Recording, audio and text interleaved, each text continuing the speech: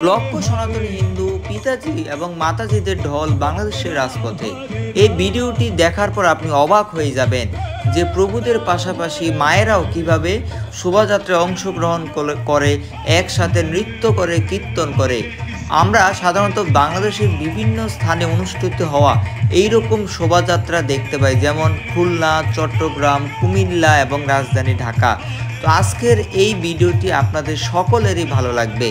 দেখতে পাচ্ছেন দুই বাহু তুলে প্রভুরা কীর্তন করছেন এবং প্রভুদের কীর্তনের সুরে মায়েরাও অপূর্বভাবে নৃত্য করছেন, কীর্তন করছেন।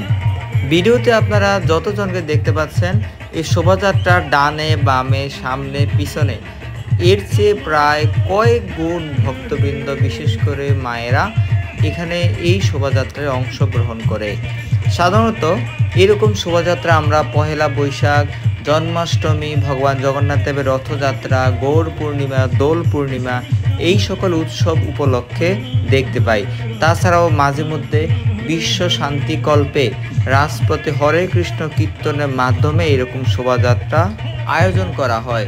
সাধারণত বাংলার মায়েদের এরকম নগর সংকীর্তনে অংশগ্রহণ, রাজপথে নৃত্য কীর্তন এটি এর আগে খুব একটা দেখতে পেতাম না, কিন্তু বর্তমানে প্রভুদের বা পিতাজিদের পাশাপাশি মায়েরাও রাজপথে এসে শ্রী চৈতন্য মহাপ্রভু হরে কৃষ্ণ মহামন্ত্র আন্দোলনে অংশগ্রহণ করে তারাও একসাথে নৃত্য করেন, কীর্তন করেন। তো সুপ্রিয় ভক্তবৃন্দ, এই শোভাযাত্রাটি অনুষ্ঠিত হয় বাংলাদেশের অত্যন্ত বিখ্যাত একটি স্থান খুলনার রাজপথে।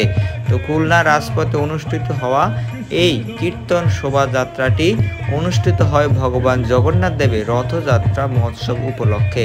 তো আমরা আর কথা না বাড়াই, ভিডিওটি শেষ পর্যন্ত আপনারা দেখতে থাকুন। ভিডিও শেষে অত্যন্ত অবাক করা কিছু আপনারা দেখতে পাবেন। জয় জগন্নাথ।